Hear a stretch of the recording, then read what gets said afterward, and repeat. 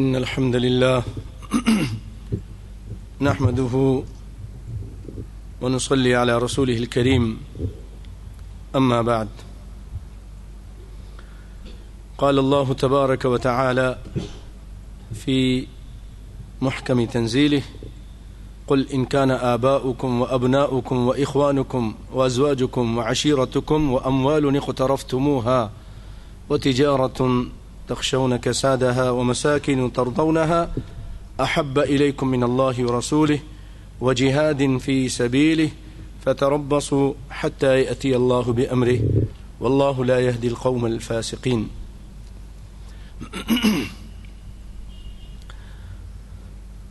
وقال حبيبنا ونبينا صلى الله عليه وسلم لا يؤمن عبد حتى أكون أحب إليه من أهله وماله والناس أجمعين رواه مسلم. وعن أبي هريرة رضي الله عنه أن رسول الله صلى الله عليه وسلم قال فوالذي نفسي بيده لا يؤمن أحدكم حتى أكون أحب إليه من والده وولده رواه البخاری. سامعین محترم، بھائیو اور دوستو، بزرگوں، ساتھیوں، سب سے پہلے اللہ سے دعا ہے کہ اللہ تعالی ہم سب کا یہاں آنا، بیٹھنا اور دین کی باتوں کو سننا اور سنانا رب العالمین ہم سے قبول فرمائے، آمین یا رب العالمین، اور ہمیں نبی کائنات صلی اللہ علیہ وسلم کی سچی محبت نصیب فرمائے، آمین۔ جب یہ ہوگی تو پھر اس کے ساتھ ہی بشارت بھی ہے کہ وہ جنت میں نبی کائنات کے ساتھ ہوگا صلی اللہ علیہ وآلہ وسلم۔ بھائیوں، آج بہت سارے لوگ غلط فہمی کی وجہ سے، علم کی کمی کی وجہ سے اور اس طرح کی اچھی صاف اور ستھری محفلیں جس میں صرف رب کا قرآن، محمد مصطفیٰ کا فرمان اور اس کے بعد صحابہ کے اقوال، صحابہ کرام کے فرامین اس کی تشریح میں پیش کیے جاتے ہیں، ایسے درسوں سے بہت سارے لوگ دور رہتے ہیں۔ دور رہنے کی وجہ سے ان کو معلومات نہیں ہوتی اور وہ یہ سمجھتے ہیں کہ محبت رسول نام ہے اس چیز کا کہ آدمی سال میں ایک مرتبہ برتھ ڈے منا لے۔ برتھ ڈے معلوم ہے نا؟ ہاں جی، جو مناتے ہیں، سالگرہ منا لے، آپ کی پیدائش کا دن منا لے، شربت بنا کر تقسیم کر دے، انگوٹھوں کو چوم لے اور میلاد منا لے۔ اس طرح کی چند کام وہ سمجھتے ہیں کہ یہی محبت کا تقاضا ہے اور یہی محبت کی نشانی ہے۔ عمل آپ دیکھیں ایسے لوگوں کے الا من رحم ربی، تو رسول صلی اللہ علیہ وسلم کی لائی ہوئی شریعت، تعلیم اور تربیت کے بالکل برعکس۔ عقیدہ دیکھیے تو وہ اس میں شرک پایا جاتا ہے، معاملات کے اندر نبی صلی اللہ علیہ وسلم سے دوری، لباس میں دوری، چہرہ آپ کے چہرے کی طرح نہیں، نماز آپ کے نبی صلی اللہ علیہ وسلم کی نماز کی طرح نہیں، لیکن ہے یہ جناب قربان چلے جائیں آپ پر، قربان ہو جائیں، صدقے جائیں، واری جائیں، یہ اس طرح کے باتیں کہتے ہیں، انگوٹھے چومتے ہیں اور اسی کو وہ سمجھتے ہیں کہ یہ نبی کی محبت ہے۔ نماز سے غافل، جمعوں میں نہیں آتے، نماز میں نہیں آتے، قرآن کو ہاتھ نہیں لگاتے، وہ کام کرتے ہیں جس سے رسول اللہ نے منع کیا، بدعتیں کرتے ہیں۔ تو اب آئیے بھائیو، محبت، اس کی حقیقت، اس کی پھر نشانیاں اور پھر اس کے مطابق جو صحابہ کرام کا عمل رہا ہے وہ انشاءاللہ آپ کے سامنے ولولہ انگیز، ایمان آفروز واقعات اللہ نے چاہا تو آج ہم کو یہاں سننے کو ملے گا انشاءاللہ۔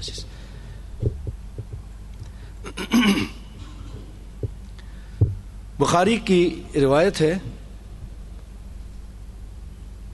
کہ نبی کائنات صلی اللہ علیہ وسلم ایک مرتبہ سیدنا عمر بن خطاب کا ہاتھ پکڑے ہوئے چل رہے تھے،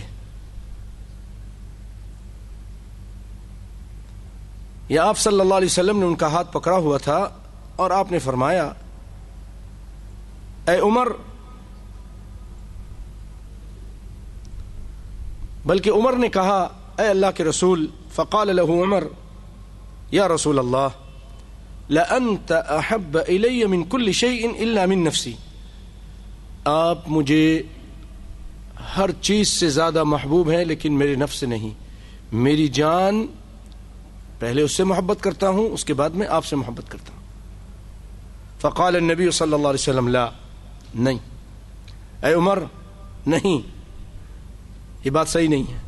والذی نفسی بیدہ، قسم ہے اس ذات کی جس کے ہاتھ میں میری جان ہے، حتی اکون احب الیک من نفسک، جب تک میں تیرے نفس سے بھی زیادہ تیرے نزدیک محبوب نہ بن جاؤں تو مومن ہی نہیں ہو سکتا، نہیں ہو سکتے تم مومن۔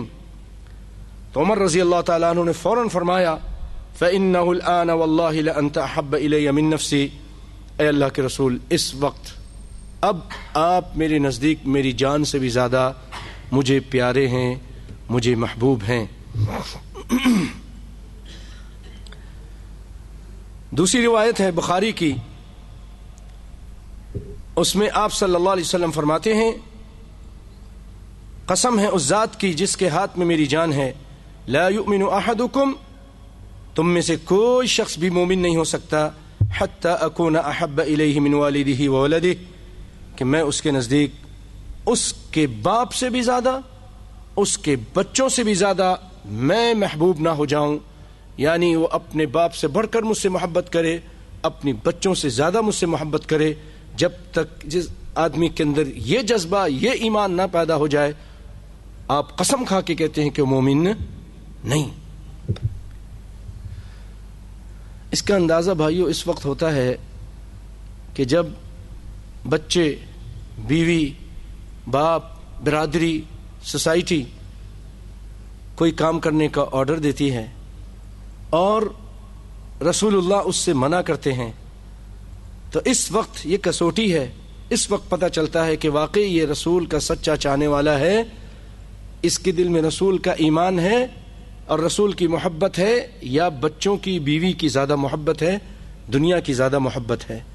جس کی زیادہ محبت ہوتی ہے وہی کامیاب ہو جاتا ہے۔ اگر بچوں کی محبت ہے تو بچوں کی محبت غالب آ جاتی ہے، رسول کی محبت پیچھے ہو جاتی ہے، یہ شخص فیل ہو جاتا ہے۔ اللہ تعالی ہمیں رسول اللہ کی محبت میں فیل ہونے سے بچائے، آمین یا رب العالمین۔ ایک اور روایت میں فرمایا جو مسلم شریف کی ہے، آپ نے فرمایا لا یؤمن عبد، کوئی بندہ بھی مومن نہیں ہو سکتا، حتی اکون احب الیہ من اہلہ ومالہ والناس اجمعین، جب تک میں اس کے نزدیک اس کے اہل سے، اس کے مال سے اور تمام لوگوں سے، سب لوگوں سے زیادہ جب تک میں اس کے نزدیک محبوب اور پیارا نہ ہو جاؤں، وہ شخص مومن نہیں ہو سکتا۔ مسلم کی روایت ہے۔ اور بھائیو، آئیے وہ آیت آپ کے سامنے پیش کرتے ہیں اور اس آیت کا ترجمہ بھی جو شروع میں آپ کے سامنے پڑھی گئی ہے، قرآن پاک کی سورۃ توبہ کی یہ آیت 10ویں پارے کی بڑی عظیم الشان آیت ہے۔ آپ اس میں اندازہ کیجئے کہ اللہ رب العالمین ان تمام چیزوں کا ذکر کر دے رہا ہے آیتوں میں جس سے انسان محبت کرتا ہے، اور پھر اس کے مقابلے میں اللہ تعالیٰ اور اس کے رسول کی محبت بھی ذکر کر رہا ہے۔ سنیے،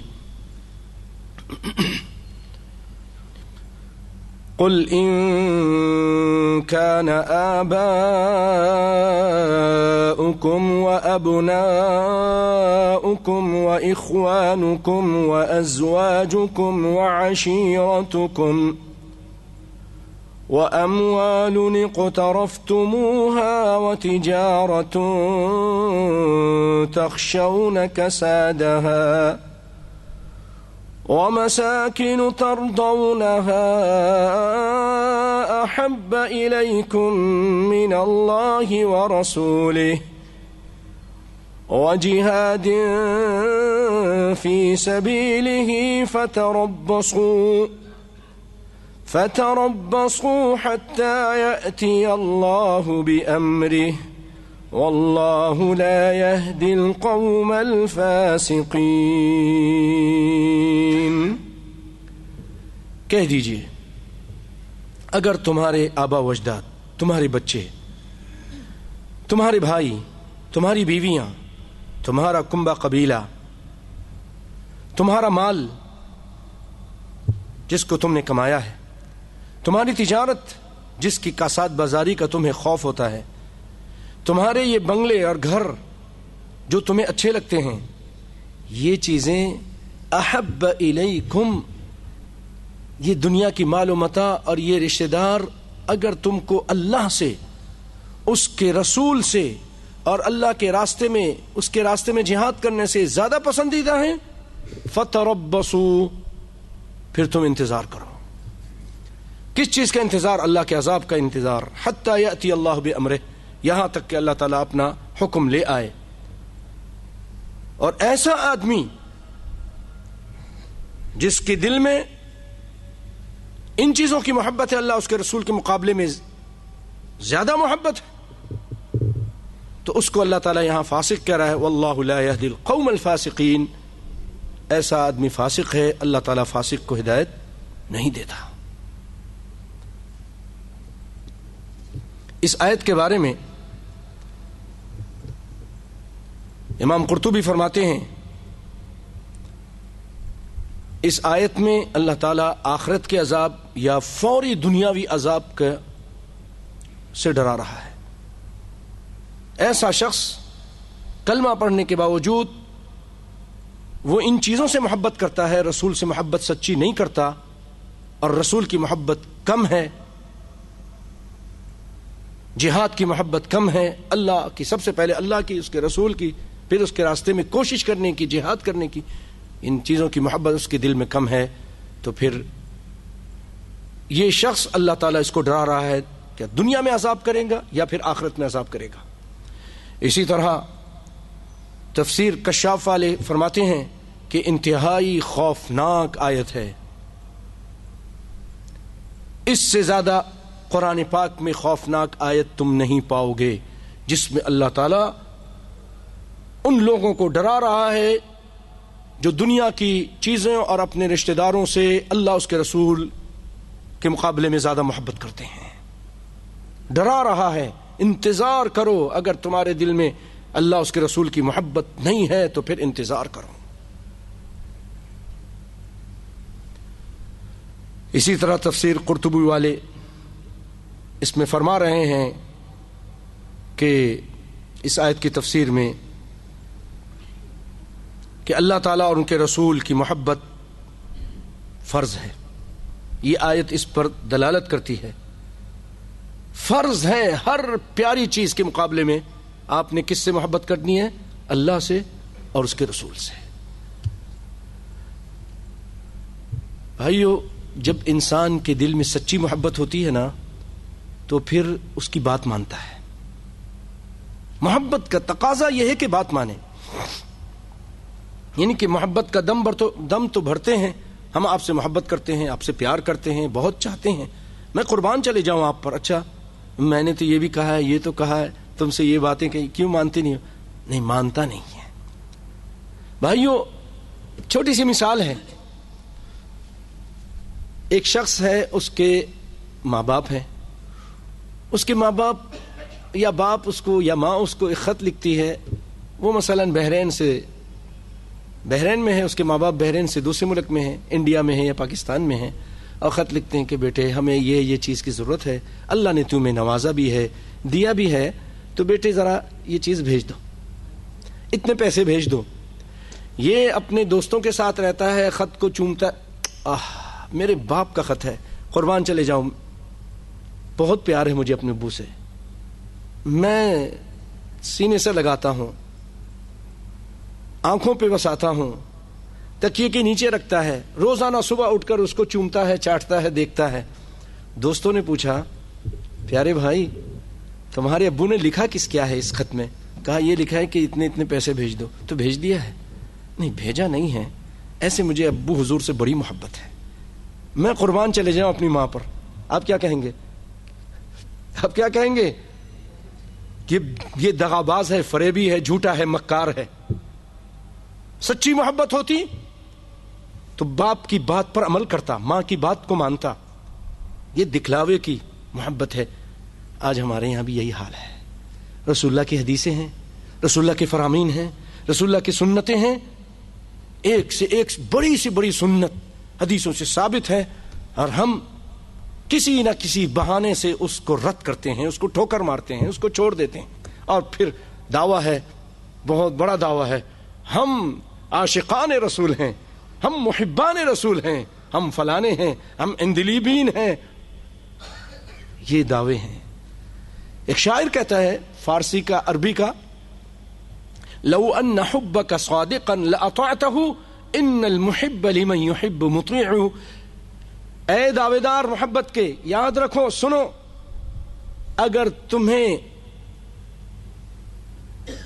ان سے سچی محبت ہوتی, اگر لو ان حبک صادقا لاطعته, اگر تم کو رسول سے سچی محبت ہوتی, توجہ توجہ بھائیوں, لاطعته, تو تم اس کی اطاعت کرتے. جس رسول کا کلمہ پڑھتے ہو, جس کی محبت کا تم دم بھرتے ہو, تم اس کی اطاعت کرتے. کیوں؟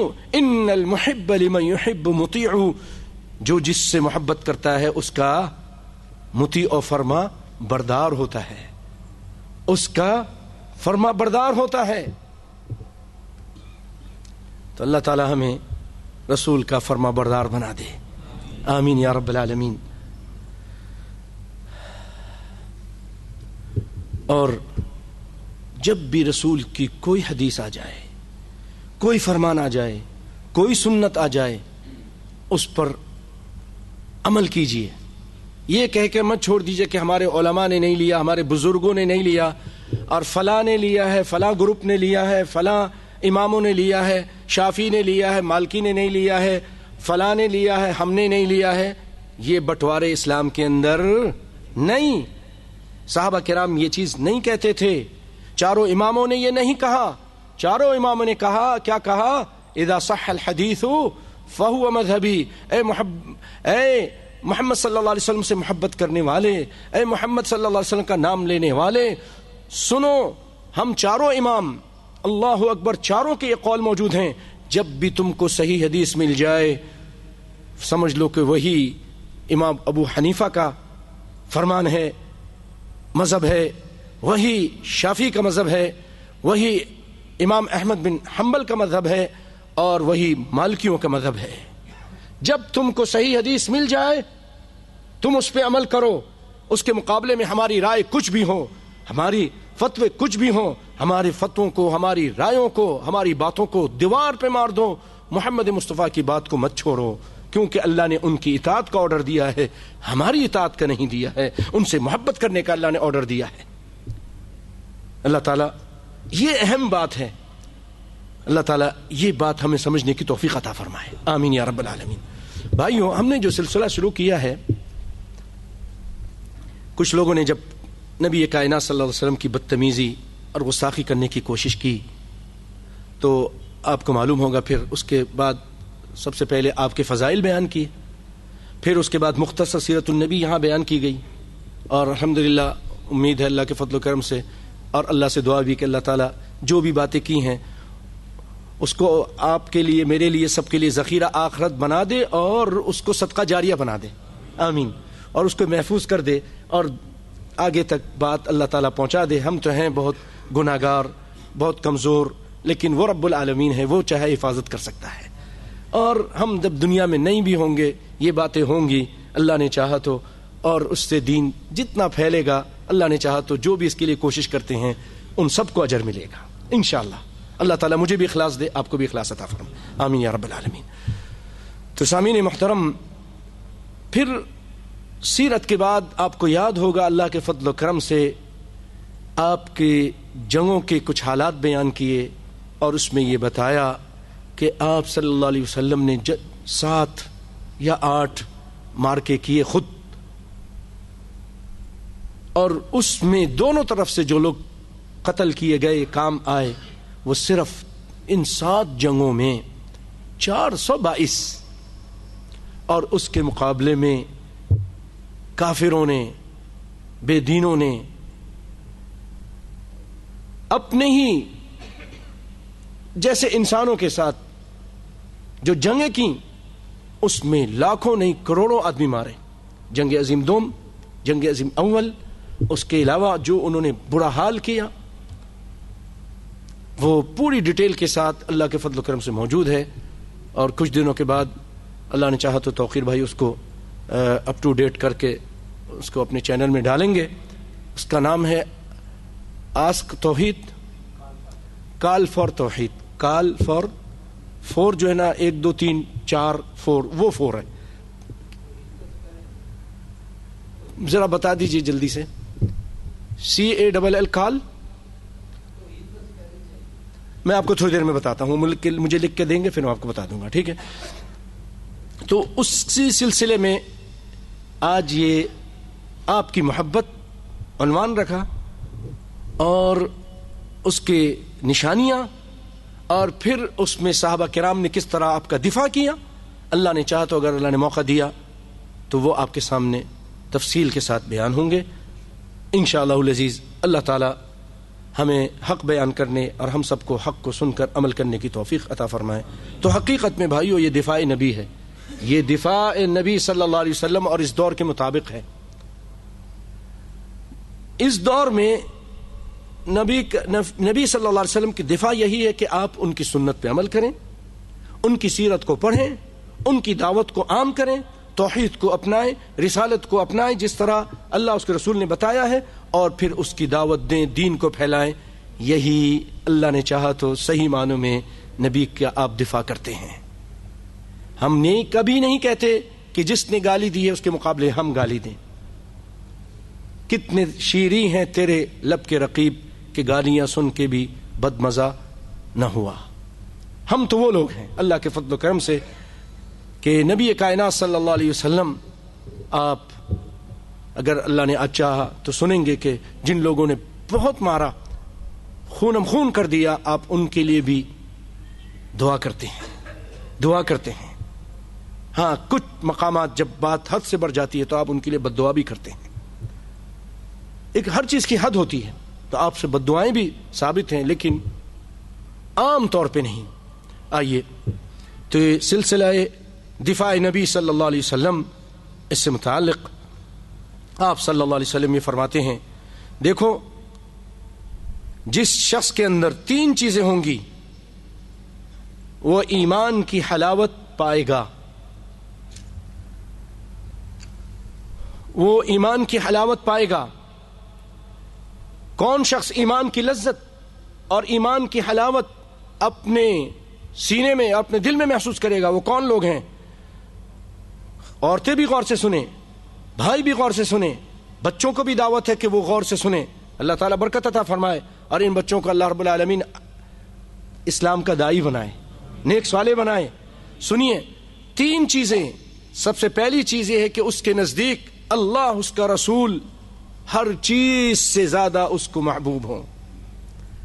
اللہ، اس کا رسول اس کو اتنے پیارے ہوں کہ دنیا کی کسی اور چیز سے، کسی رشتہ دار سے، کسی مال دولت سے اتنی محبت نہ کرتا ہو جتنی اللہ اس کے رسول سے محبت کرتا ہے. فرسٹ اللہ، اس کا رسول ہے اس کے سامنے. اور کسی بھائی سے اگر وہ مومن مسلمان محبت کرتا ہے اپنے کسی مومن بھائی سے تو صرف اللہ کے لیے، دنیا کی مال و متاع، کسی مفاد کے خاطر محبت نہیں کرتا، صرف اللہ کی رضا کے لیے محبت کرتا ہے. اور تیسری چیز یہ ہے، اسلام پہ اس قدر ثابت قدم ہے کہ اسلام سے پلٹ جانے کو، اسلام کو چھوڑ دینے کو، مرتد ہونے کو اس قدر برا سمجھتا ہے جیسے کوئی شخص آگ میں پھینکے جانے کو برا سمجھتا ہے. کوئی بھی شخص عقل مند آگ میں گرنے کو پسند نہیں کرتا، اسی طرح مومن اسلام سے نکلنے کو پسند نہیں کرتا. ایسا سمجھتا ہے کہ میں اسلام کو چھوڑ دینا گویا کہ آگ میں چھلانگ لگانا ہے، اور حقیقت میں آگ میں چھلانگ لگانا ہے۔ زندگی کا کچھ پتہ نہیں، جیسا مرے گا قبر اس کے لیے جہنم کی آگ بن جائے گی، جہنم کے گڑھوں میں سے گڑھا بن جائے گا، اور آخرت میں عذاب ہی عذاب ہے۔ تو یہ تین چیزیں ہیں، سب سے زیادہ اس کے دل میں اللہ، اس کے بعد اس کے رسول کی محبت ہونی چاہیے، تو پھر وہ حقیقت میں ایمان کی مٹھاس محسوس کرے گا، ایک لذت محسوس کرے گا، چاہے دنیا کی دولتیں چھوٹ جائیں اس کو اچھا لگے گا۔ اور سنیے، جو شخص رسول اللہ سے سچی محبت کرتا ہے وہ جنت میں نبی کائنات کے ساتھ ہوگا۔ ایک شخص آیا آپ صلی اللہ علیہ وسلم کے پاس، انس بن مالک اس کے راوی ہیں اور امام مسلم اس کی روایت کرتے ہیں، کہنے لگا اللہ کے رسول قیامت کب ہے؟ ایک شخص آ کے کہنے لگا اللہ کے رسول قیامت کب ہے؟ آپ صلی اللہ علیہ وسلم نے فرمایا تم نے اس کی کیا تیاری کی ہے؟ وما اعددت للساعة قال حب اللہ ورسولہ یا ورسولہ، اللہ کی اس کے رسول کی محبت میرے دل میں ہے، کوئی خاص تیاری تو نہیں ہے، کوئی خاص تہجدیں اور بہت زیادہ نمازیں صدقہ خیرات نہیں ہے، لیکن اللہ کی محبت میرے دل میں ہے اور اس کے رسول کی محبت ہے۔ سیدنا انس فرماتے ہیں کہ نبی صلی اللہ علیہ وسلم فرمایا فَإِنَّكَ مَعَ مَنْ أَحْبَبْتَ، اے سائل سن لو، تم پھر اسی کے ساتھ ہوگے قیامت کے دن جس سے تم محبت کرتے ہو۔ سیدنا انس فرماتے ہیں کہ ہمیں اتنی خوشی اسلام لانے کے بعد کسی چیز کی نہیں ہوئی جتنا نبی کائنات صلی اللہ علیہ وسلم کی زبان مبارک سے یہ بات سن کر کہ تم اسی کے ساتھ ہوگے جس سے محبت کرتے ہو، تم ہمیں بڑی خوشی ہوئی ہے۔ کیوں کہ میں اللہ سے، اس کے رسول سے، ابو بکر سے، عمر رضی اللہ عنہما سے محبت کرتا ہوں، اور میں امید کرتا ہوں کہ میں ان کے ساتھ ہوں گا اگرچہ میرے اعمال ان کی طرح نہیں ہیں، میرے اعمال ان کی طرح نہیں ہیں۔ جیسے ایک شاعر نے کہا عربی کے، احب الصالحین ولست منہم لعل اللہ یرزقنی صلاحا، کہ میں نیک لوگوں سے محبت کرتا ہوں لیکن میں خود اتنا بڑا نیک نہیں ہوں، ولست منہم، میں نیکوکاروں میں سے نہیں، لعل اللہ یرزقنی صلاحا، شاید کہ اللہ تعالیٰ مجھے ان کی اس محبت کی وجہ سے مجھے بھی نیکی کی توفیق عطا فرما دے۔ تو بھائیو، یہ آپ صلی اللہ علیہ وسلم نے خوشخبری دی کہ جو نبی صلی اللہ علیہ وسلم سے محبت کرتا ہے، صرف دعوے والی نہیں، حقیقی محبت کرتا ہے، تو وہ رسول اللہ کے ساتھ ہوگا، ساتھ ہوگا، جنت میں ساتھ ہوگا، قیامت کے دن ساتھ ہوگا۔ بھائیو، سچا محب نبی صلی اللہ علیہ وسلم سے ملنے کی تمنا کرتا ہے، صحبت چاہتا ہے۔ نبی کائنات صلی اللہ علیہ وسلم پر جب آسمان سے اللہ تعالیٰ نے آرڈر نازل کر دیا کہ آپ ہجرت کی تیاری کیجئے اور آپ نے ہجرت کرنا ہے، تو آپ نے ابو بکر کو بتایا کہ ہجرت کا حکم آ گیا ہے، اب ہجرت کرنا ہے۔ تو ابو بکر رضی اللہ تعالیٰ عنہ نے کہا اللہ کے رسول، درخواست کی، الصحبہ بأبی انت و امی یا رسول اللہ، اے اللہ کے رسول، صحبت، میں آپ کی صحبت چاہتا ہوں، مجھے اپنے ساتھ کر لیجئے۔ آپ نے فرمایا نعم، ٹھیک ہے، بخاری کی روایت، ٹھیک ہے تم میرے ساتھ ہوگے، ہجرت کے سفر میں میرے ساتھ ہوگے۔ سننے کی بات ہے، آگے سنیے۔ اما عائشہ فرماتی ہیں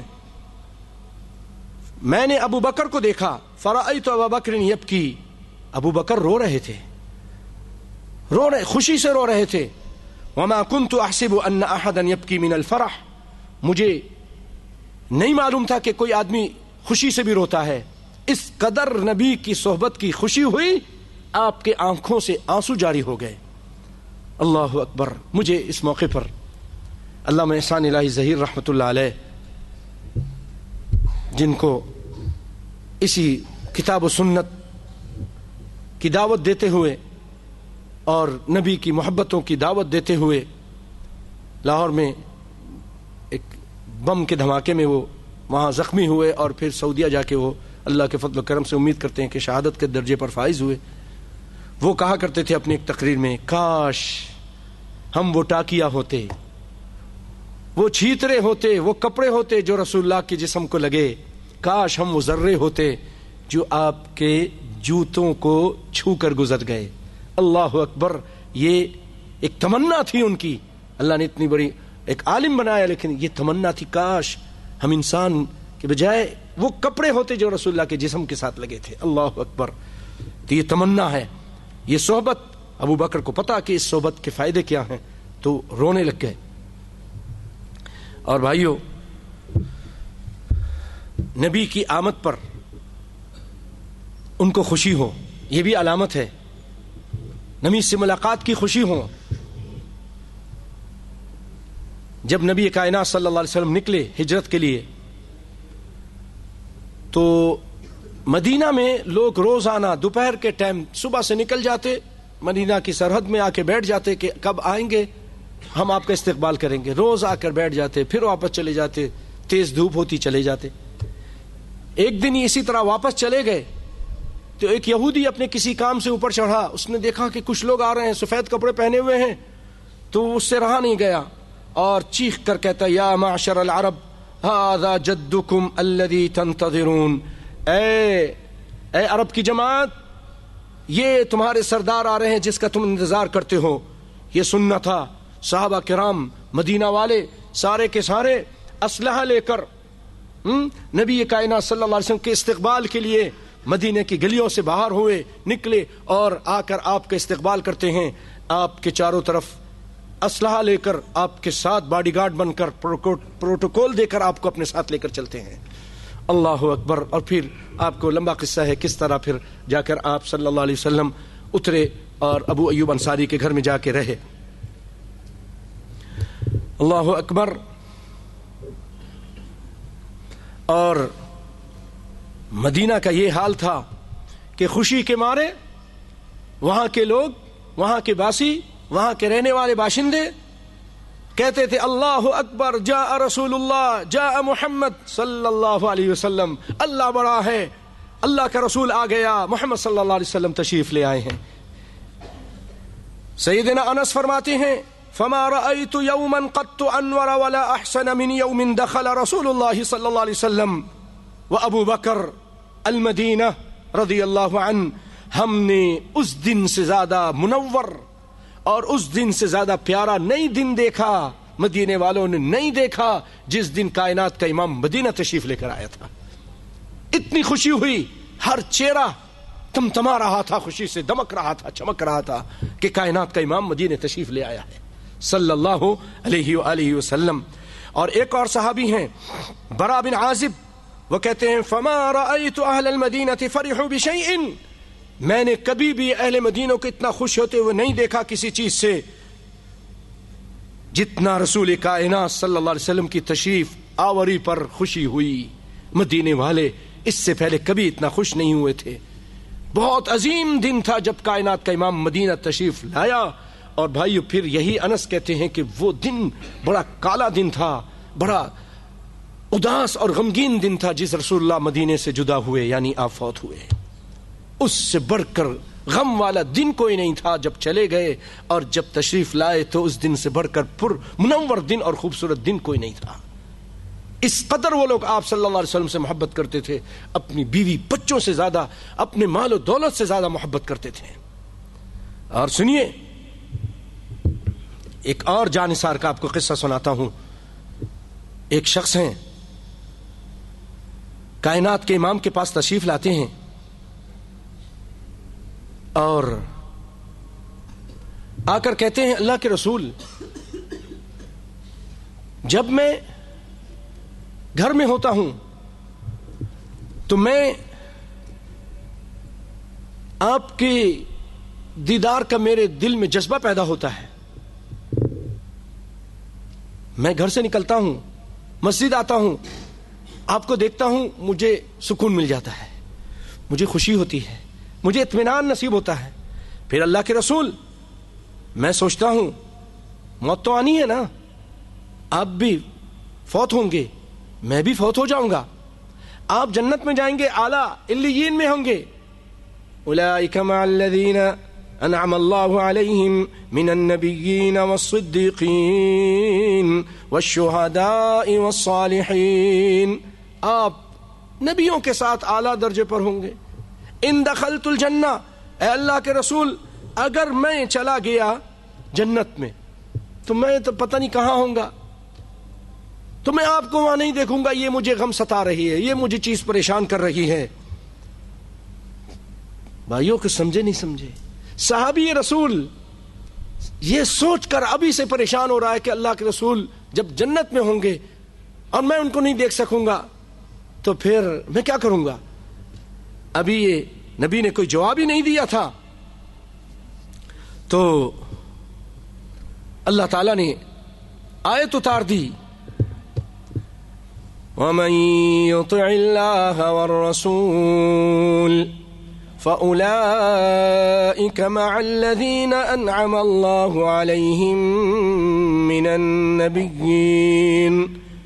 من النبيين والصديقين والشهداء والصالحين وحسن أولئك رفيقا۔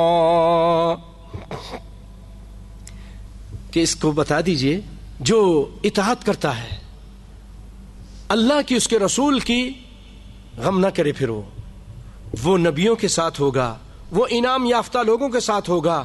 وہ کون لوگ ہیں انعام یافتہ جن پر اللہ نے انعام کیا ہے؟ وہ نبی ہیں، صدیقین ہیں، شہداء ہیں اور صالحین ہیں، یہ ان کے ساتھ ہوگا۔ اس کو مجمع الزوائد میں بیان کیا ہے حافظ حیثمی نے۔ اللہ اکبر۔ بھائیو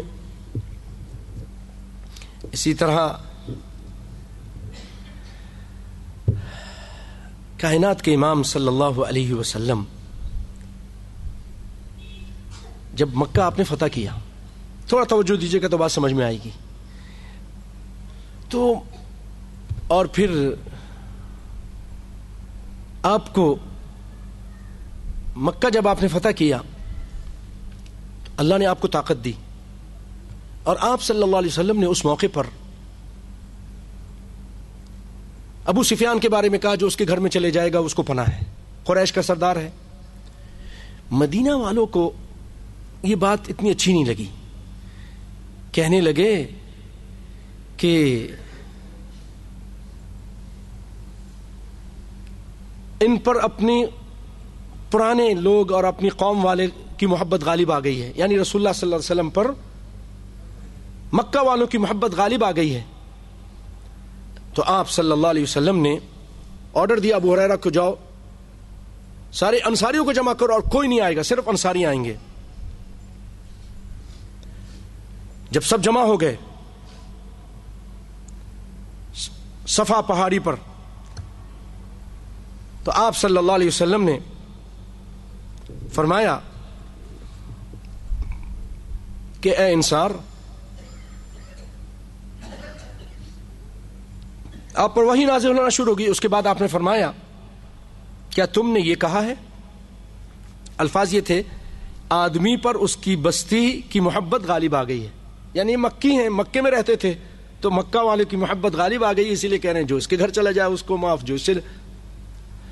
تو تم نے ایسا کہا ہے؟ انہوں نے جواب دیا ایسا ہی ہے، ہم نے کہا ہے۔ آپ صلی اللہ علیہ وسلم فرمایا بات یہ نہیں ہے جو تم سمجھا، جو تم نے سمجھا ہے، جو تم سمجھ رہے ہو بات یہ نہیں ہے، تم سمجھ رہے ہو کہ میرے دل میں اپنے پرانے لوگوں کی محبت غالب آ گئی ہے، بات یہ نہیں ہے۔ میں اللہ تعالیٰ کا بندہ، اس کا رسول ہوں، میں نے اللہ تعالیٰ کی خاطر تمہاری طرف ہجرت کی، اب جب تک جینا ہے تمہارے ساتھ، مرنا ہے تمہارے ساتھ۔ اے مدینہ والو، انصار رونے لگ گئے، سب رونے لگ گئے، آنکھوں میں آنسو آ گئے، اور رسول اللہ کی طرف لپکے عرض کیا اللہ کے رسول، ہم نے بھی جو کہا، ہم نے جو کچھ بھی کہا آپ کی صحبت کی شدید تمنا اور جذبے سے کہا، ہم آپ سے جدا ہونا نہیں چاہتے ہیں، ہمیں ڈر ہے کہ ایسا نہ ہو آپ یہیں رہ جائیں۔ تو رونے لگ گئے. تو آپ صلی اللہ علیہ وسلم فرمایا کہ اللہ تعالیٰ ان کے رسول تمہاری بات کی تصدیق کرتے ہیں، تم جو کہہ رہے ہو سچ کہہ رہے ہو. امام نووی اس حدیث کی شرح میں تحریر فرماتے ہیں کہ انصار نے جب نبی کریم صلی اللہ علیہ وسلم کے اہل مکہ پر شفقت کا مشاہدہ کیا اور دیکھا کہ آپ نے قتل سے ہاتھ روک لیا ہے، تو ان کو ڈر ہوا کہ آپ ایسا نہ ہو کہ مکے میں سکونت اختیار فرما لیں گے اور انہیں چھوڑ دیں گے، اور یہ بات ان کے لیے بہت مشکل تھی، بہت گراں تھی کہ ایسا ہو جائے. تو اللہ تعالیٰ نے بذریعہ وحی آپ کو یہ خبر دے دی، ساری صورتحال بتائی. تو آپ صلی اللہ علیہ وسلم نے ان کو جمع کیا اور ان سے خطاب کیا اور یہ کچھ کہا کہ میرا زندہ رہنا، میرا مرنا اب تمہارے ساتھ ہے، فکر کرنے کی ضرورت نہیں ہے. تو وہ لوگ خوش ہو گئے. اور بھائیوں، ایک اور موقع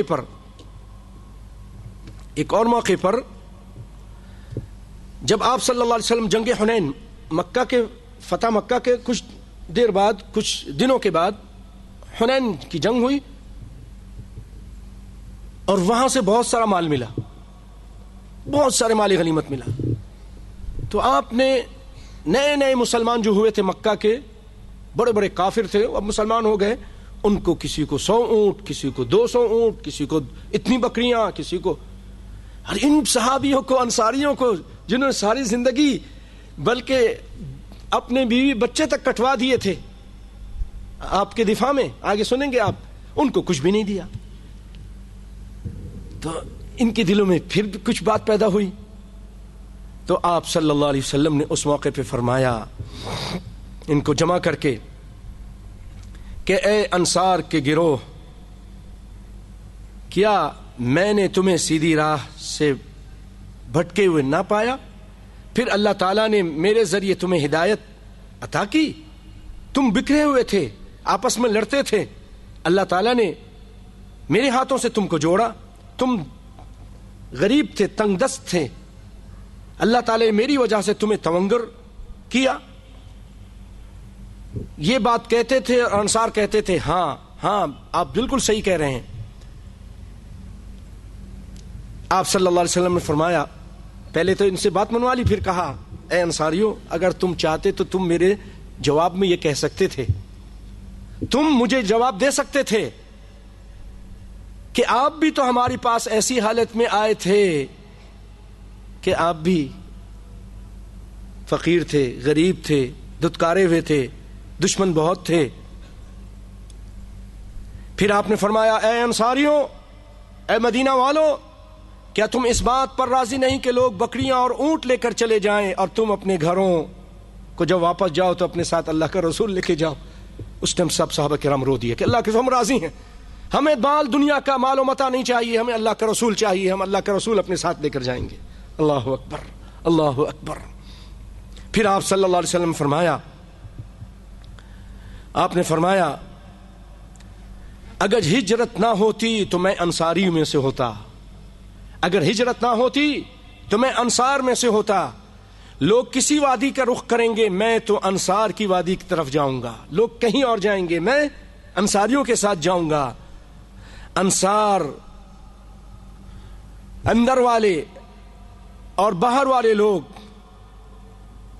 سب میرے بعد، تم سنو، تم پر میرے بعد بعض لوگ تم پر، تم انہیں بخیل پاؤ گے، تم نے صبر کرنا ہے یہاں تک کہ حوض کوثر پر تم مجھ سے ملاقات کرو. ابو سعید رضی اللہ تعالیٰ عنہ کی روایت میں ہے کہ آپ نے فرمایا اللہم ارحم الانصار و ابناء الانصار و ابناء الانصار، اے اللہ تو انصار پر، انصار کے بیٹوں پر، انصار کے پوتوں پر تو رحم فرما. یہ سننا تھا فبکى القوم حتى اخضلوا لحاهم وقالوا رضینا رسول اللہ قسما وحظا. کہنے لگے، رونے لگے اور رو کر کہنے لگے کہ ہم اللہ کے رسول اور اس کی تقسیم پر راضی ہیں، ہم راضی ہیں. لوگ جانوروں کے ساتھ، اونٹ کے ساتھ، گائے اور بکریوں کے ساتھ واپس جائیں گے، ہم رسول اللہ کے ساتھ واپس جائیں گے. ہمیں یہ تقسیم پسند ہے.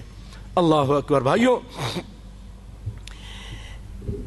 ایک اور صحابی ہیں ربیعہ رضی اللہ تعالیٰ عنہ، ربیعہ بن کعب رضی اللہ تعالیٰ. یہ لوگ تھے اللہ کی قسم، ان کے سامنے دنیا کوئی حیثیت نہیں تھی.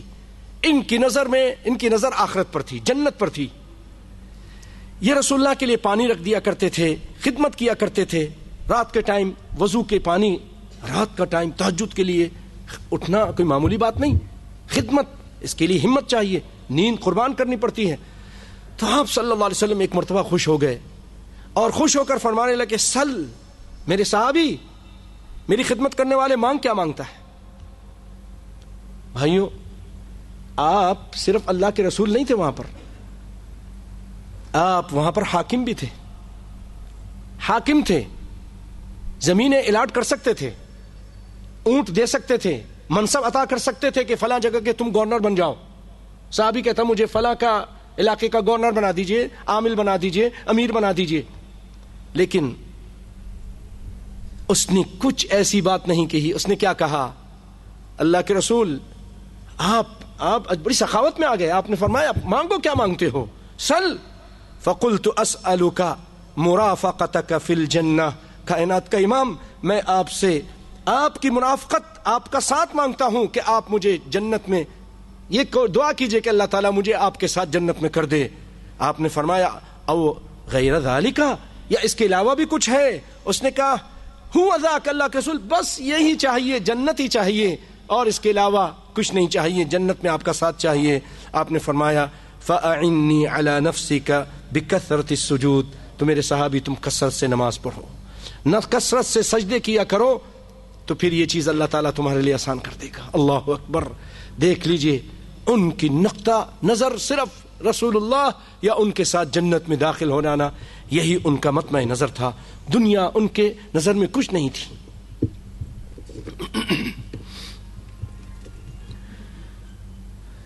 بھائیو، جب ابو بکر رضی اللہ تعالیٰ عنہ کا آخری وقت آیا اس دنیا سے جانے کے لیے، آخری لمحات ہیں، تو پوچھتے ہیں کہ آج کون سا دن ہے.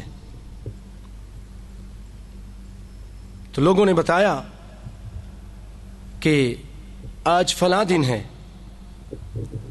آج فلاں دن ہے. تو آپ فرماتے ہیں فَإِن مِتُّ مِن لَيْلَتِي، یعنی پیر کا دن ہے. کہا آج پیر کا دن ہے. آپ نے فرمایا اے میرے ساتھیو فَإِن مِتُّ مِن لَيْلَتِي فَلَا تَنْتَظِرُوا بِي الْغَدْ. اگر میں آج مر جاؤں، آج کی رات مر جاؤں، تو پھر کل تک کا انتظار نہ کرنا. کیوں نہیں انتظار کرنا؟ فَإِنَّ أَحَبَّ الْأَيَّامَ وَاللَّيَالِي إِلَيَّ أَقْرَبُهَا مِن رسول اللہ صلی اللہ علیہ وسلم. میرے نزدیک سب سے عظیم الشان اور پیارے دن اور راتیں وہ ہیں جو میں رسول اللہ کے قرب میں گزار دوں. مرتے ہی مجھے دفن کرنا تاکہ مجھے رسول کا ساتھ نصیب ہو جائے. اللہ اکبر، اللہ اکبر. بھائیو، اس سے بڑھ کر بھی کوئی محبت ہوگی؟ دنیا کی کوئی محبت نہیں. وہ کہتے ہیں مروں تو فوراً دفن کرنا تاکہ میں اپنے حبیب تک پہنچ جاؤں صلی اللہ علیہ وسلم. اور اکثر آپ سنتے رہتے ہیں اس قدر رسول اللہ سے محبت تھی کہ جب آپ صلی اللہ علیہ وسلم نے خطبہ دیا اور فرمایا کہ اللہ تعالیٰ نے ایک بندے کو اختیار دیا ہے کہ وہ دنیا اختیار کرے کہ آخرت اختیار کرے، تو آپ رونے لگ گئے. لوگ کہنے لگے دیکھو اس بڈھے کو رو رہا ہے. لوگ نہیں سمجھے، ابو بکر سمجھ گئے اور رو رہے تھے کہ رسول اللہ کی جدائی کا وقت قریب آ گیا ہے، آپ کی موت کا وقت آ گیا ہے، آپ ہم سے جدا ہونے والے ہیں. اور اس جدائی کا یاد کر کے اسی وقت رونا شروع کر دیا. اور جب جانے کا ٹائم آیا تو کہنا مجھے دیر نہ کرنا، فوراً دفنا دینا تاکہ میں جلدی سے اپنے حبیب صلی اللہ علیہ وسلم تک پہنچ جاؤں. اللہ اکبر. یہ تھی ان صحابہ کے دلوں میں رسول اللہ کی محبت، یہ پیار. اللہ اکبر. بھائیو، جب ہجرت ہو رہی تھی نا، کائنات کے امام کے ساتھ آپ تھے. کبھی آگے ہوتے، کبھی پیچھے ہوتے، کبھی ادھر آگے پیچھے، پریشان. امت کی امانت آپ کے ساتھ تھی، ہر وقت پریشان رہتے تھے. تو ایک مرتبہ کیا ہوا، سراقہ بن مالک جعثم وہ اپنے گھوڑے کے ساتھ پہنچ گیا انعام کے لالچ میں رسول اللہ کو پکڑنے کے لیے. اب جو یہ دیکھا تو فرمانے لگے یا رسول اللہ هذا الطلب قد الحقنا قد لحقنا، اے اللہ کے رسول یہ تو پہنچ گیا ہمارا دشمن ہمارے پکڑنے کے لیے اور قریب ہو گیا. جب ایک نیزہ یا دو نیزے یا تین نیزے کا فاصلہ رہ گیا تو پھر ابو بکر نے کہا اللہ کے رسول هذا الطلب قد لحقنا وبکیت، اور ابو بکر رونے لگ گئے. بھائیو سوچئے، توجہ دیجئے، اپنے جان کے لیے نہیں، رسول اللہ کی محبت ان کی حفاظت کے لیے رونے لگ گئے. وبکیت، اور میں رو پڑا. اللہ کے رسول یہ دشمن پہنچ گیا، آپ رو پڑے. آپ نے فرمایا لما تبکی، ابو بکر کیوں روتے ہو؟ قلت اما واللہ ما علی نفسی ابکی، اے پیارے میں اپنے نفس کے لیے نہیں روتا ہوں ولیکن ابکی علیک، میں آپ کے اوپر روتا ہوں. اگر آپ کو کچھ ہو گیا تو میں اللہ کو کیا جواب دوں گا؟ فدعا علیہ، رسول اللہ نے فوراً دعا کی اللہم اکفناہ بما شئت، اے اللہ تو جس طرح چاہے اس سے بچا. یہ دعا کرنی تھی. اس کے گھوڑے کے جو پاؤں ہیں وہ زمین کے اندر دھس گئے، زمین کے اندر دھس گئے. اور کئی مرتبہ مشہور قصہ ہے آپ کو معلوم ہے. پھر آپ نے دعا کی، نکلا، پھر اس کے بعد پھر اس نے کوشش کی، پھر اس کے بعد جو ہے نا آپ رسول اللہ نے اس کو لکھ کر دیا کہ سراقہ تیرا کیا حل ہوگا جب ایران کے کنگن سونے کے تیرے ہاتھ میں ہوں گے. اور بات میں وہ بات پوری. کہاں تو ایک اپنے ملک سے بے یار و مددگار نکل رہا ہے، لوگ اس کے خون کے پیاسے ہیں، اور کہاں وہ اتنی زبردست بات کر رہا ہے کہ میں اس وقت کے سپر پاور اس کے خزانوں کی تجھے خوشخبری دے رہا ہوں. آج کوئی ایسی بات کرے تو کہیں گے امریکہ کا یہ ہو جائے، اور ہم جیسے غریب لوگ کہیں گے کیا بول رہے ہیں، اپنی حالت دیکھو. لیکن رسول اللہ کی بات جو کہی تھی پوری ہوئی کہ نہیں ہوئی؟ سچی بات تھی، سچا نبی تھا صلی اللہ علیہ وسلم. اللہ اکبر. بھائیو آئیے میں آپ کو تھوڑی دیر کے لیے جنگ احد میں لے چلتا ہوں. مارکہ احد ہو رہا ہے، ادھر 3000 کے قریب کافروں کا لشکر ہے، مسلمان تقریباً 1000 ہیں. اور مسلمانوں نے ایسا زبردست مارکہ کیا، کافروں کے پاؤں اکھڑ گئے، کافر بھاگنے لگ گئے. صحابہ کرام مال جمع کرنے لگ گئے. غنیمت ہے، اللہ تعالی نے غنیمت دی. توجہ بھائیوں توجہ، آج ہم کتنی نافرمانیاں کرتے ہیں، کتنے رسول اللہ کی حدیثوں کو اور سنتوں کو اور آپ کے فرامین کو ٹھوکر مارتے ہیں، چھوڑ دیتے ہیں. تبھی تو آج ہم ذلیل ہیں. اللہ کی قسم ہماری کمزوری اور ہماری ذلت کا راز یہی ہے کہ ہم رسول کے نافرمان ہیں. ہم اپنے پیروں فقیروں کے ماننے والے ہیں، رسول اللہ کے ماننے والے نہیں. ان کی بات مانتے ہیں، رسول اللہ کی بات کو چھوڑ دیتے ہیں. تو اللہ نے بھی ہم کو چھوڑ دیا ہے. رسول اللہ صلی اللہ علیہ وسلم فرمایا میرے صحابیوں، ایک جگہ بتائی آپ نے، درہ پہاڑوں کے درمیان کوئی جگہ تھی، کہا ادھر بیٹھ جاؤ 50 کے قریب صحابہ سے، اور فرمایا کہ اس جگہ کو نہیں چھوڑنا، چاہے ہم جیتیں چاہے ہاریں. اتنی تاکید کی. لیکن جب کچھ لوگوں نے دیکھا کہ جنگ میں لوگ مال جمع کر رہے ہیں، مال کی محبت ان کے دلوں میں آ گئی اور وہ کہنے لگے ہم تو جا رہے ہیں. ان کے سردار نے غالباً عبداللہ بن جبیر، انہوں نے منع بھی کیا لیکن یہ نہیں روکے. انہوں نے کہا تم جاتے ہو تو جاؤ، میں نہیں جاؤں گا. ان کے ساتھ 10 صحابہ وہیں رہ گئے، 40 چلے گئے. خالد بن ولید نے حملہ کیا، ان کو رون ڈالا، سب کو قتل کر دیا. اور حالت یہ ہو گئی کہ ایک حملہ پیچھے سے ہوا تھا جس کے مقابلے میں مسلمان مثلا ادھر جنگ کر رہے ہیں، ان کا رخ اس طرف ہے، خالد بن ولید پیچھے سے. رسول اللہ ایسے جنگی ماہر تھے، آپ کو خطرہ تھا کہ یہاں سے حملہ ہو سکتا ہے. آپ نے اس کی منصوبہ بندی کی، لیکن آپ کی نافرمانی کی وجہ سے وہ منصوبہ ناکام ہو گیا.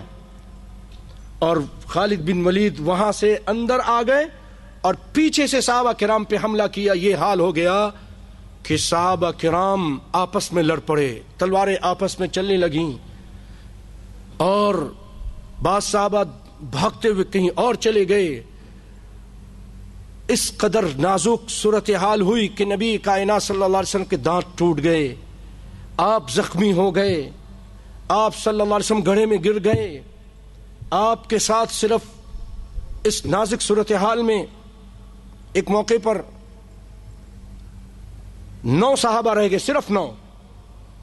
7 انصاری صحابی، یہ ہے دفاع، آج سنیں گے آپ۔ اور 2 سعد بن وقاص اور طلحہ بن عبید اللہ، یہ 2 صحابی قریشی رہ گئے، 7 انصاری صحابی رہ گئے۔ سنیے، اس موقع پر مسلمان آپس میں تلواریں چل رہی ہیں، کچھ سمجھ میں نہیں آ رہا، کچھ نے تلوار پھینک دیا، خبر یہ پھیل گئی کہ رسول اللہ قتل کر دیے گئے ہیں، کہ لگے کس کے لیے جنگ کریں، تلواریں پھینک دیں۔ بعض نے کہا تلواریں کیوں پھینکتے ہو، جس راستے میں رسول اللہ نے جان دی ہے تم بھی اسی راستے میں جان دے دو، ان کے بعد جینے کا مزہ کیا ہے۔ اللہ اکبر، یہ صورتحال تھی نبی کائنات صلی اللہ علیہ وسلم کے ساتھ۔ یہ صحابہ کرام تھے، انتشار بھگدڑ مچی ہوئی تھی، نبی صلی اللہ علیہ وسلم کی طرف کافر آگے بڑھے تو آپ صلی اللہ علیہ وسلم فرمایا کون ہے کہ ان سے مقابلہ کرے، وہ جنت میں میرے ساتھ ہوگا۔ طلحہ نے کہا میں کرتا ہوں، آپ نے فرمایا نہیں تم اپنی جگہ رہو۔ پھر ایک انصاری صحابی اٹھے، مشرکوں سے مقابلہ کیا، یہاں تک کہ وہ صحابی قتل ہو گیا۔ یہ ہے دفاع، مقابلہ کرتے ہوئے رسول اللہ کو بچاتے ہوئے خود قتل ہو گیا۔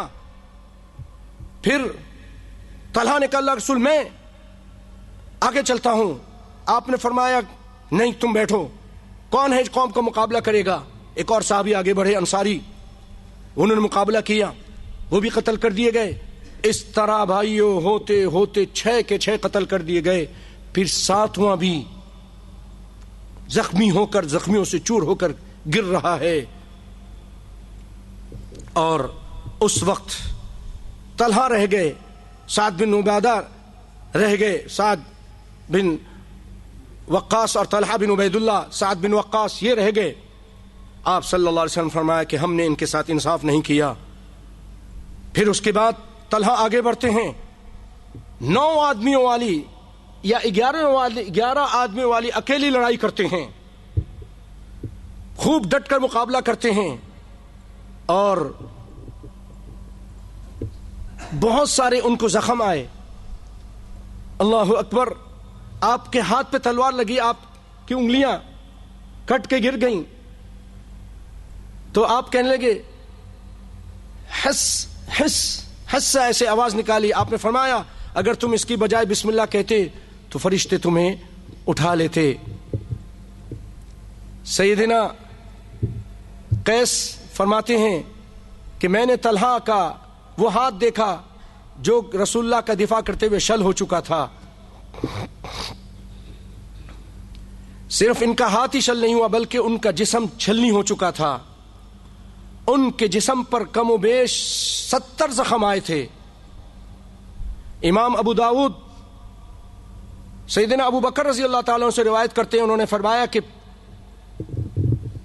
پھر ہم طلحہ کے پاس پہنچے جو ایک گڑھے میں تھے، اور ان کے جسم پر تیر اور تلوار وغیرہ کے کم و بیش 70 زخم آئے تھے۔ ایسا ہوا، یہ مقابلہ کر رہے تھے، رسول اللہ کو بچا رہے تھے، تو ادھر سے سب سے آگی صفوں میں ابو بکر تھے، اگلی صفوں میں جنگ کر رہے تھے۔ جب ان کو کچھ پتہ ہی نہیں چلا کہ پیچھے کے کیا حالات ہیں، وہ آگے جنگ کر رہے تھے۔ جب ان لوگوں کو احساس ہوا کہ پیچھے کے حالات بڑے خراب ہیں، سب سے پہلے پلٹ کر آیا ابو بکر۔ کہتے ہیں میں نے آ کر دیکھا کہ ایک شخص نبی صلی اللہ علیہ وسلم کا مقابلہ، آپ کا دفاع کر رہا ہے اور آپ کے گرد جنگ کر رہا ہے۔ تو میں نے کہا کاش یہ طلحہ ہوتا، یہ طلحہ ہوتا، میری قوم سے ہوتا، مجھے بڑی خوشی ہوتی.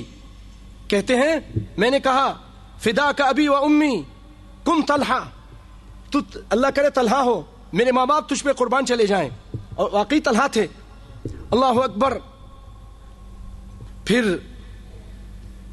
اس کے بعد بھائیوں ابو بکر پہنچ گئے. ابو عبیدہ ابن جراح کہتے تیزی سے چل رہے تھے جیسے پرندہ اڑتا ہے. ہم دونوں مل کر نبی کی طرف پہنچے تو آپ صلی اللہ علیہ وسلم نے فرمایا کہ دونکم اخاکم فقد اوجب، اپنے بھائی کا خیال کرو طلحہ کا، اس کے اوپر جنت واجب ہو گئی ہے. وہ گرے پڑے تھے، اس قدر زخم آئے، 70 زخم گرے پڑے تھے. ان کو اٹھایا، ان کا علاج کرنے کے لیے الگ لے گئے. اور ادھر نبی صلی اللہ علیہ وسلم کے اوپر جو حملہ کیا ایک کافر ظالم، وہ رسول اللہ کی طرف بڑھا. عبداللہ بن قمیعہ، اور آپ صلی اللہ علیہ وسلم پر زور سے تلوار ماری. بدبخت نے، وہ تو اچھا ہوا آپ نے 2 دڑیں پہنی ہوئی تھیں، آپ کو کچھ نہیں ہوا، لیکن اس کی تکلیف 1 مہینہ تک آپ محسوس کرتے رہے، 1 مہینے تک. اور زور سے تلوار ماری اس نے. اس کے بعد ایک اور شخص بڑھا، عبداللہ بن قمیعہ، اس نے تلوار ماری. اور عتبہ بن ابی وقاص نے پتھر مارا جس سے آپ کے ہونٹ پھٹ گئے، دانت ٹوٹ گئے، نیچے کے دانت ٹوٹ گئے اور ہونٹ زخمی ہو گئے. تو آپ صلی اللہ علیہ وسلم نے اس وقت، اور آپ کے جو کھول پہنا ہوا تھا نا، اس کے 2 کڑیاں آپ کے چہرے مبارک کے اندر دھس گئیں. تو آپ صلی اللہ علیہ وسلم کی طرف جب یہ بڑھا اس حالت میں اور کہنے لگا خذھا انا ابن قمیعہ، لو میں ابن قمیعہ کا بیٹا ہوں. آپ صلی اللہ علیہ وسلم اپنے چہرے سے خون صاف فرما رہے تھے اور آپ نے بددعا کی اقمعک اللہ، بدبخت تجھے اللہ توڑ دے. اس قمیعہ کا معنی ہوتا ہے توڑنے والا. لو میں توڑنے والا کا بیٹا ہوں. آپ نے فرمایا اللہ تجھے توڑ کے رکھ دے. اور اس کے بارے میں پھر اللہ نے دعا قبول کی. یہ مکہ واپس چلا گیا اور مکہ واپس جا کے ایک مرتبہ اپنی بکریوں کی تلاش کرتے ہوئے یہ پہاڑی پہ چڑھا گیا. جب پہاڑ پہ گیا اپنی بکریوں کو لینے کے لیے اوپر، تو وہاں ایک جنگلی بکرا، اس نے اس کو جو مارا اوپر سے نیچے پھینک دیا. رسول اللہ کی دعا قبول ہو گئی، اللہ نے توڑ کے رکھ دیا صلی اللہ علیہ وآلہ وسلم. بھائیوں آپ کے دانت ٹوٹ گئے، سر پہ زخم آ گیا، خون بہ رہا تھا. آپ صلی اللہ علیہ وسلم فرمانے لگے کیسے وہ قوم کامیاب ہوگی جو اپنے نبی کا سر پھاڑ دے اور دانت توڑ دے. آپ صلی اللہ علیہ وسلم ان کے پر بددعا کرنے لگے. ابھی بددعا کر ہی رہے تھے کہ اللہ تعالیٰ نے آسمانوں سے آیتیں اتار دیں. لَيْسَ لَكَ مِنَ الْأَمْرِ شَيْءٌ أَوْ يَتُوبَ عَلَيْهِمْ أَوْ يُعَذِّبَهُمْ فَإِنَّهُمْ ظَالِمُونَ. اے رسول اللہ یہ آپ کا معاملہ نہیں ہے.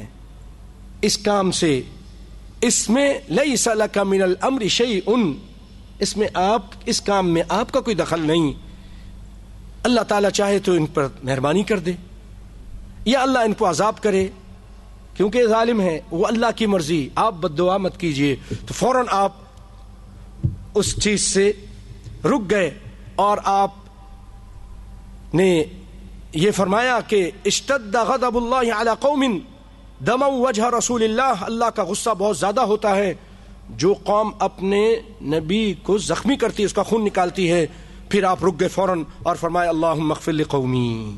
یہ سنیے، یہ وہی بات ہے جو آپ نے طائف کے میدان میں کہی تھی، آج یہاں بھی کہہ رہے ہیں. حالانکہ بہت نازک حالت ہیں، طائف سے بھی زیادہ زخمی ہیں، لیکن آپ فرما رہے ہیں اللہم اہد قومی فانہم لا یعلمون.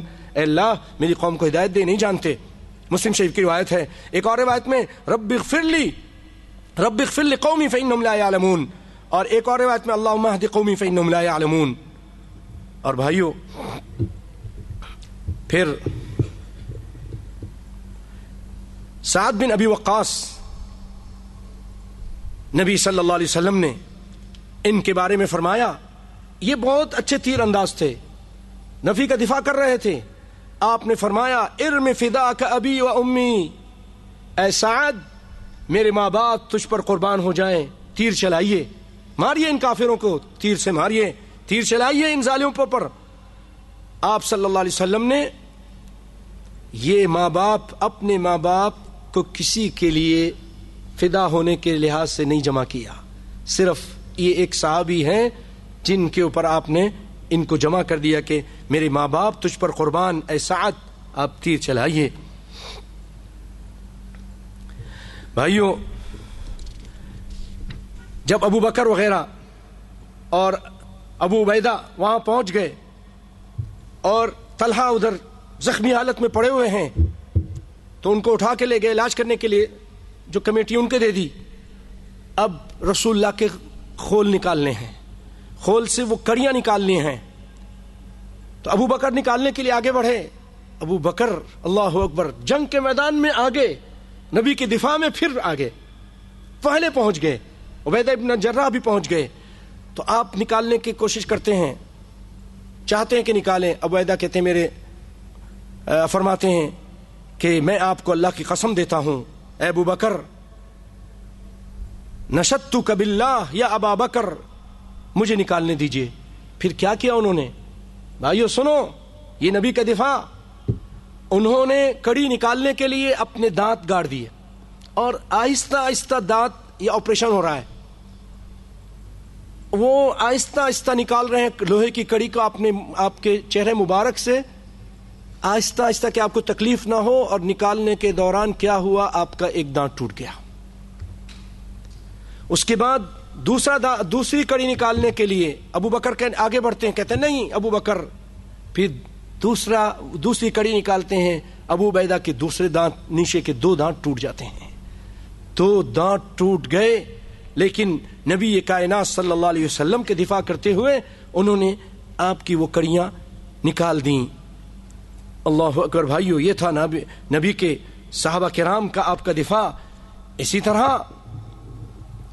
ایک ہے صحابی ابو طلحہ، وہ نبی صلی اللہ علیہ وسلم پر ایسے گھرے ہوئے، پیچھے سے وار برداشت کر رہے ہیں.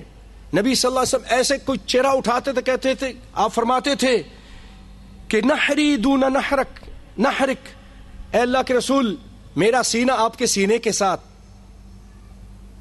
یعنی آپ کو نہیں کوئی چوٹ پہنچے، مجھے چوٹ پہنچے، کوئی تکلیف مجھے پہنچ جائے، آپ کو نہ پہنچے.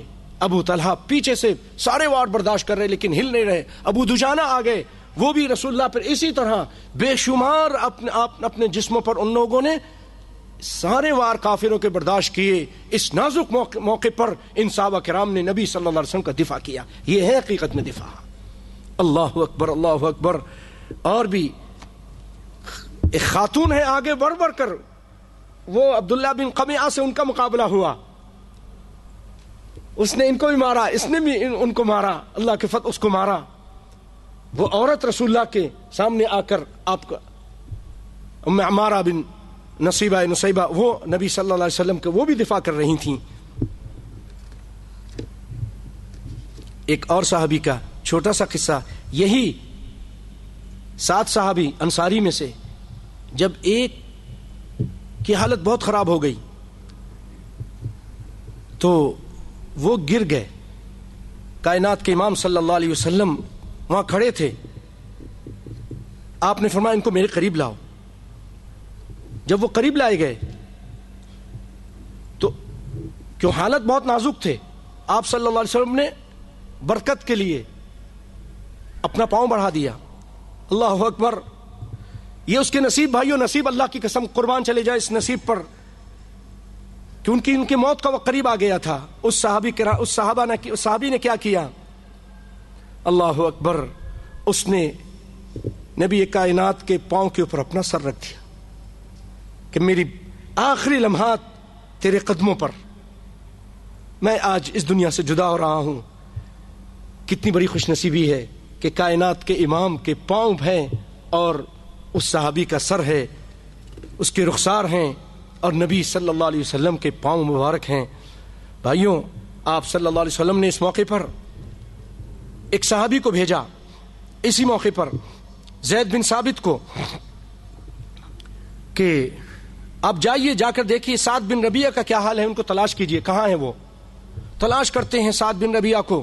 زید بن گھومتے گھومتے ایک جگہ جا کے پہنچے تو دیکھا کہ سعد بن ربیعہ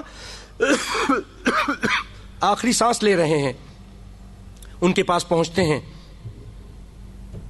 اور ان کے جسم پر اسلام کا دفاع کرتے ہوئے، کائنات کے امام کا دفاع کرتے ہوئے 70 قریب زخم آئے ان کے جسم پر۔ تو میں نے ان سے کہا، سعد، رسول اللہ صلی اللہ علیہ وسلم تجھے سلام کہتے ہیں اور تمہاری کیفیت کے متعلق دریافت کرتے ہیں، تمہارا کیا حال ہے؟ سعد رضی اللہ تعالی، دیکھو بھائیو، آج ہم میں سے ہوتا تو کہتے کہ یار ماں کے مروا دیا اور ابھی حال پوچھتے ہو، ہم ہوتے تو۔ لیکن اس حالت میں ان کا ایمان بھائیو پہاڑوں سے زیادہ مضبوط تھا، اللہ کی قسم، رب کعبہ کی قسم کھا کے کہتا ہوں، پہاڑ بھی اتنے مضبوط نہیں ہوں گے جتنے ان کا ایمان مضبوط تھا۔ اس زخمی حالت میں چند لمحات کی دنیا میں مہمان ہیں، بس کہتے ہیں، ساتھ جواب دیتے ہیں، رسول اللہ پر میرا سلام کہنا، تجھ پر بھی میرا سلام ہو، تجھ پر بھی اے زید میرا سلام ہو، کائنات کے امام کو بھی میرا سلام کہنا، اور میری طرف سے عرض کرنا کہ میں جنت کی خوشبو پا رہا ہوں، مجھے جنت کی خوشبو آ رہی ہے۔ اور میری قوم انصار سے کہنا، اے انصاریوں سنو، اگر تمہاری زندگی میں رسول اللہ تک دشمن پہنچ گئے تو اللہ کے یہاں تمہارا کوئی عذر قبول نہیں ہوگا۔ اگر دشمن تمہاری زندگی میں، تمہاری موجودگی میں تمہارا ایک بچہ بھی زندہ ہو اور دشمن پہنچ گئے اور انہوں نے رسول اللہ کو نقصان پہنچایا تو کل قیامت کے دن کیا جواب دو گے؟ اپنی قوم کو اس حالت میں بھی وصیت اور نصیحت کر رہے ہیں کہ رسول اللہ کا دفاع کرتے رہو، دفاع سے پیچھے مت ہٹو، جان دے دو۔ اللہ اکبر۔ اور پھر اس کے بعد ان کی روح ان کے جسم سے پرواز کر گئی۔ اللہ اکبر۔ بھائیو، یہ تھے وہ لوگ جن کو صرف رسول کائنات صلی اللہ علیہ وسلم انہی کی حفاظت کی فکر تھی، ان کے دین کو پھیلانے کی فکر تھی۔ میں تقریباً 1 گھنٹہ 10 منٹ ہو گئے ہیں، اسی پہ اکتفا کرتا ہوں، اور تھوڑی سی باتیں، لیکن وہ آئندہ ہیں۔ کیا کہہ رہے ہیں آپ؟ یہ تو انشاءاللہ العزیز اس میں آپ صلی اللہ علیہ وسلم کی جو نشانیاں ہیں نا محبت کی، کچھ تو آج بیان ہوئی ہیں، کچھ انشاءاللہ العزیز عمل جو صحابہ کرام کا عمل ہے کہ آپ کے آرڈر آتے ہی انہوں نے کیا کیا، کس طرح شراب کو چھوڑ دیا، کس طرح ابلتے ہوئے پکتے ہوئے گوشت جب رسول اللہ کی طرف سے آرڈر آ گیا کہ اللہ نے حرام کیا اس کو چھوڑ دیا۔ یہ بڑے پیارے پیارے چند قصے ہیں جو انشاءاللہ العزیز آئندہ ہم آپ کو اعلان کر دیں گے اور آپ سنیں گے، یا اگر آپ کہیں تو آئندہ جمعے کو اس کو مکمل کرتے ہیں۔ پھر اس کے بعد حقوق نبی صلی اللہ علیہ وسلم، 10 حقوق ہیں نبی صلی اللہ علیہ وسلم کے، اس کو بھی بیان کرنا ہے، تو آئندہ جمعے کو یہ تھوڑا سا حصہ مکمل کریں گے، چند چھوٹے چھوٹے واقع، اور اس کے بعد اپنے قرآن کا ترجمہ اور فقہ کی جو باتیں ہیں اگر ہوا تو اس کو رکھیں گے۔ تو میں امید کروں گا آپ تشریف لائیں گے۔ اللہ آپ کو جزائے خیر دے۔ دیکھو وہ جانیں قربان کرتے تھے، ہم آنے سے بھی کتراتے ہیں، آج جیسے آئے اسی طرح تشریف لائیے، کھانا ہو یا نہ ہو انشاءاللہ العزیز، ٹھیک ہے نا؟ انشاءاللہ اللہ آپ کو جزائے خیر دے۔ تو یہ نمبر نوٹ کر لیجئے، CALL کال 1234 4 صرف 4، اس کے بعد 4 لکھیں گے، پھر توحید TAWHED